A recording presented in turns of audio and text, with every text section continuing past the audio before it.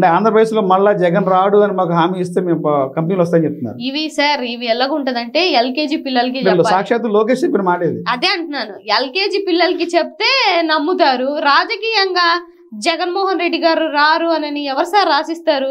మీ నాయకత్వాన్ని నమ్మితే ఎంఓఏలు వస్తాయి. మీ నాయకత్వం మీద నమ్మకం లేదు.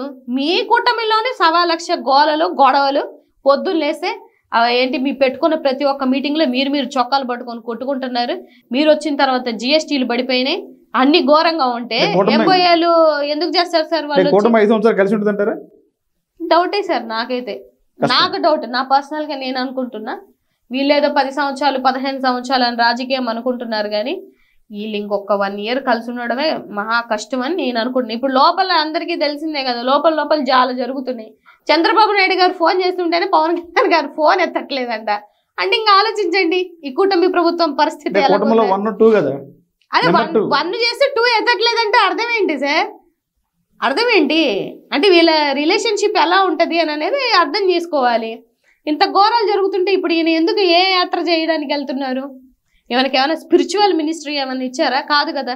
మీ పంచాయతీరాజ్ మినిస్టర్ని వదిలేసి మీరు ఏం చేస్తున్నారు అసలు? ఆడవాళ్ళకి అన్యాయం జరిగితే ఆరక్షణ తొక్క తీస్తా నార తీస్తా అని మాట్లాడిన వ్యక్తి ఇవాళ ఏమైపోయారు ఆయన? ఇవాళ 100 మంది సుగాలి ప్రీతుల బతుకులు నాశనం అవుతున్నాయి. మీ పిఠాపురంలోనే ఆడవాళ్ళకి ఎన్నో అన్యాయాలు జరిగాయి. మీరు ఎందుకు నోరెత్తట్లేదు? ఎందుకు వెళ్ళి పరామర్శించట్లేదు? పోనీ మీకు షూటింగ్లో బిజీగా ఉన్నారు, పోనీ మీ నాయకులన్నీ వెళ్ళి కలిపి మాట్లాడమని చెప్పాలి కదా.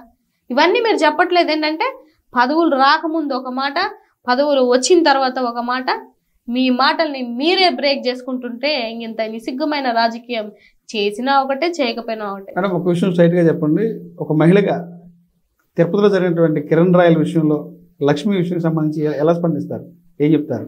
ఇదంతా జగన్మోహన్ ఆడిచ్చే డ్రామా, బొమ్మల కరుణాకర్ రెడ్డి వెనకమాల ఇదంతా జనసేనను టార్గెట్ చేస్తారనేది కిరణ్ రాయల్ పదే చెప్తారు. ఒక మహిళగా ఏం చెప్తారు మీరు? సార్ మహిళగా అడుగుతున్నా, ఇది పార్టీకి సంబంధించి ఒక మహిళగా నేను రెస్పాండ్ అవుతున్నాను. ఏ మహిళ నేను ఒకరితో రిలేషన్లో ఉన్నాను, 1,20,00,000 డబ్బులు ఇచ్చాను, వాడితోటి ఇక్కడికి వెళ్ళాను, ఇక్కడ తిరిగాను, ఇలా చెందాను, ఇద్దరు బిడ్డలు ఉండగా ఏ మహిళ మీడియా ముందుకి రాదు సార్. మీరు 100 కోట్లు ఇస్తానన్నా కూడా రారు. నిజంగా వాళ్ళకి అన్యాయం జరిగితే ఆ అన్యాయాన్ని వాళ్ళకి ఎవరికి చెప్పుకోలేని నిస్సహాయ స్థితిలో వాళ్ళ పిల్లల్ని చంపేస్తానని వాడు పెంచే బెదిరింపులకి భయపడి ఆ మహిళ వచ్చిందని నేను అనుకుంటున్నా. ఇది నా పర్సనల్ అభిప్రాయం. వచ్చినది ఆడియోలన్నీ వింటున్నారు కదా, ఫొటోస్ చూస్తున్నారు కదా, వీడియోలు చూస్తున్నారు కదా, రికార్డులు వింటున్నారు కదా, ఇంకేంది సార్ ఇందులో మార్పింగ్ ఏంది? నేను కాదంటాడు. అంటే ఇదంతా వైసీపీ ఆడిచ్చే డ్రామా అని చెప్తారు సార్. వైసీపీ బొమ్మా కరుణాకర్ రెడ్డి అంతా నడిపిస్తున్నాడు, పార్టీని దెబ్బతీయాలని, పవన్ కళ్యాణ్ దెబ్బతీయాలని చెప్పి ఇలాంటి మహిళలను అడ్డం పెట్టి తీసుకొస్తారు అనేది చెప్తారు. అలా అయితే ఈ కిరణ్ రాయల్ మీద మేం ప్రభుత్వంలో ఉన్నప్పుడే తీసుకొని రావాలి కదా. ఇప్పుడు మీరు చేస్తున్నటువంటి రెడ్ బుక్ రాజ్యాంగం మేము కూడా ఆ రోజు చేస్తుంటే, జగనన్న జయించుంటే మీ బతుకులు ఆ రోజే బయట పెట్టాలి కదా. ఇవాళ మేమెందుకు పెడతాం? ఆవిడ వచ్చి మాట్లాడుతుంది, ఆ నిజమే కదా, మాకు నిజం అనిపించింది, మేము సపోర్ట్ చేయాలనుకుంటే మహిళగా మేము సపోర్ట్ చేస్తాము. ఆ అమ్మాయే చెప్తుంది కదా, నాకు ఏ పార్టీతో సంబంధం లేదు, నాకు అన్యాయం జరిగింది అంటే. ఒక మహిళ బయటకు వచ్చి మాట్లాడితే వీళ్ళు చేసిన పని ఏంటండి, ఆవిడ్ని ఏ ఇన్వెస్టిగేషన్ లేకుండా ఏ రిపోర్ట్స్ లేకుండా నిర్దాక్షణంగా ఆవిడని అరెస్ట్ చేసి పంపించారు. పంపించిన వెంటనే వాళ్ళు మళ్ళీ తెలుసుకొని జైపూర్ వాళ్ళు మళ్ళీ ఎన్నికి పంపించారు కదా ఆవిడ్ని. అంటే ఒక మహిళ వచ్చి బయట మాట్లాడితే ఆవిడని అరెస్ట్ చేయించడం, ఆవిడ మాట్లాడకూడదు, లేదా పక్క పార్టీలు సపోర్ట్ చేస్తున్నారు, పక్క పార్టీ వాళ్ళ దగ్గర డబ్బులు తిన్నారు అని అంటే, అయితే మీరు చేసినవన్నీ అబద్ధాలా? లైవ్గా కనిపిస్తున్నాయన్నీ అబద్ధాలా? నువ్వు ఆడపిల్ల సొమ్ము తినేసి ఆడపిల్లని నాశనం చేసి ఆడపిల్లలతో రిలేషన్లో ఉండి ఇవాళ ఎందుకు దూరంగా ఉంచాలంటే ఆయన్ని సస్పెండ్ చేయకుండా? అంటే ఒక కులపోడు నన్ను కాపాడుకుంటున్నారా వీళ్ళు? మరి జానీ మాస్టర్ని ఎందుకు సస్పెండ్ చేశారు? జానీ మాస్టర్ విషయంలో ఒక వీడియో బయటికి రాలేదే, ఒక రికార్డు బయటికి రాలేదే, ఒక ప్రూఫ్ బయటికి రాలేదే. మరి ఎందుకు ఆయన చేశారు? జస్ట్ కంప్లైంట్ ఇచ్చినందుకు. మరి ఈ అమ్మాయి కంప్లైంట్ కూడా తీసుకోవట్లేదు. మీరు సపోర్ట్ చేస్తున్నారా ఇలాంటి వాళ్ళకి? ఈ పార్టీకే పవన్ కళ్యాణ్ గారు సస్పెండ్ చేయాలి, అతన్ని కొన్ని రోజులు పార్టీకి దూరంగా ఉంచాలంట. వాళ్ళు మాట్లాడుతుంటే ఈ రాయపాటి అరుణ మహిళ ఇండి ఏం మాట్లాడుతుందో అర్థం కాదు. ఈ మా తల్లి పదవుల్లో ఉంటే ఒకలాగా ఉంటారు, పదవులు లేకపోతే ఏం చేస్తారమ్మా? రెచ్చిపోయి అంటే పదవులు లేకపోవడం ఇంకా అతనికి ఫ్రీ హ్యాండ్ అని చెప్తున్నారు. ఆవిడ చెప్తుంది, నేను అదే ఆశ్చర్యపోతున్నా. ఏ తల్లి ఆ ఫ్రీ హ్యాండ్ అంటే ఏంది? ఇంకొకరి దగ్గర 2 కోట్లు, ఇంకొకరి దగ్గర 3 కోట్లు దొంగతనం చేసుకోమని సలహా ఇస్తున్నావా అధికార ప్రతినిధిగా? మీ అధికార ప్రతినిధులు ఆడపిల్లలుగా కొన్నిసార్లు రాజకీయంగా, అన్నిసార్లు మనం రాజకీయం చేయకూడదు. మనం మాట్లాడితే ఎలా చెల్లుబాటు అవుతుందని అన్ని మాట్లాడితే ఎలాగవుతుంది సార్?